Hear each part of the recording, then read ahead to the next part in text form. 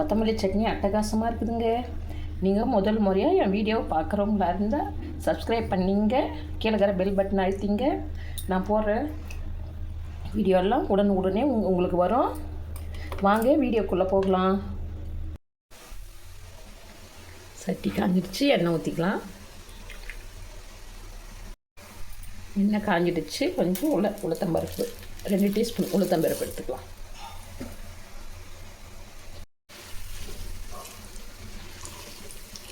உளுத்தம்பருப்பு வரப்பட்டுடுச்சு. 2 பெரிய சைஸு வெங்காயம் சேர்த்துக்கலாம்.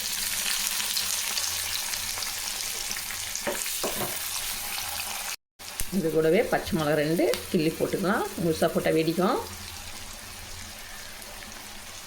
வர மிளகா சின்னதாக இருந்தால் ஒரு 4 போட்டுங்க. தக்காளி வரும், இது குட்டி குட்டியாக இருக்குது. பெரிய தக்காளியாக இருந்தால் நீங்கள் ஒன்று சேர்த்துங்க. இதோடைய சால்ட்டு சேர்த்துங்க.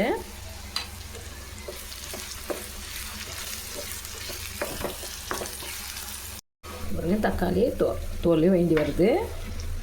இந்த பதத்தில் நம்ம கொத்தமல்லி தலையை சேர்த்துக்கலாம். அதில் நம்ம கைப்பிடி அளவு வச்சுங்க. இது ஒரு 3 பேர் சாப்பிடலாம். அதுக்கு ஒரு கைப்பிடி கொத்தமல்லி போட்டுக்கலாம். நம்ம இது கட் பண்ணலாம் ஒன்றும் இல்லைங்க. இதை கொஞ்சம் வதக்குங்க.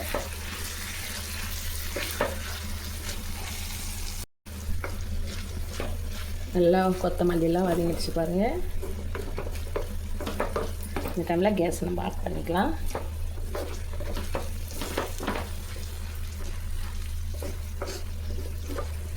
இது வேலைக்கு போகிற பெண்களுக்கெல்லாம் ரொம்ப யூஸ்ஃபுல்லாக இருக்கும். இதோ நம்ம வேலை விட்டு வந்தோமா, உடம்பு டயர்டாக இருக்கும்போது என்ன செய்கிறதுன்னு யோசிப்பீங்க. அப்போ இது போல் ட்ரை பண்ணி பாருங்கள். ஒரு இட்லி தோசை அதுக்கெல்லாம் அட்டகாசமாக இருக்கும். இது அரிச்சு இதை எடுத்து நம்ம போட்டுக்கலாம்.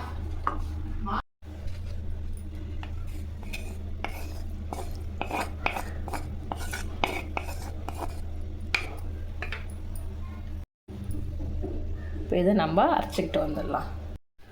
நம்ம அரைச்சிட்டோம். இது போல் நைஸாக அரைச்சிங்க. நம்ம வேறு ஒரு பவுலுக்கு இதை மாற்றிக்கலாம். இப்போது கொத்தமல்லி சட்னி இது தாளிக்கணும் அவசியம் இல்லை. நீங்கள் அப்படியே கூட சாப்பிட்டுக்கலாம். நல்லா டேஸ்ட்டான கொத்தமல்லி சட்னி ரெடி ஆயிடுச்சு. சுட சுட இட்லிங்க, மல்லிப்பூ மாதிரி இது. இதுக்கு கொத்தமல்லி சட்னி வச்சு சாப்பிட்டோம்னா அவ்வளோ நல்லா இருக்குங்க.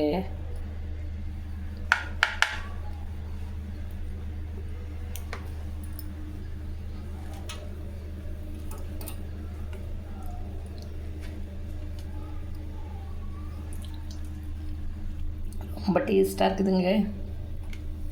நம்ம அடுத்த வீடியோவில் சந்திக்கலாங்க.